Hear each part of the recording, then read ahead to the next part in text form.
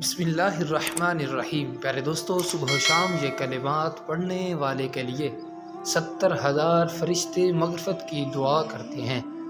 جس نے صبح کے وقت 3 مرتبہ یہ کلمات پڑھے اور سورہ حشر کی آخری 3 آیات کی تلاوت کی تو اللہ پاک 70,000 فرشتے مقرر کر دیتا ہے جو شام تک اس کے لیے دعائے مغفرت کرتے رہتے ہیں۔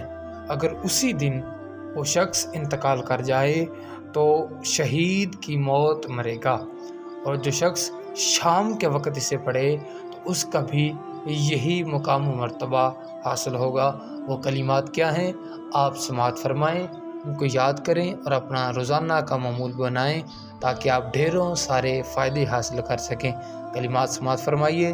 اعوذ باللہ السمیع العلیم من الشیطان الرجیم۔ اللہ پاک سے دعا ہے کہ اللہ پاک ہمیں عمل کرنے کی توفیق عطا فرمائے۔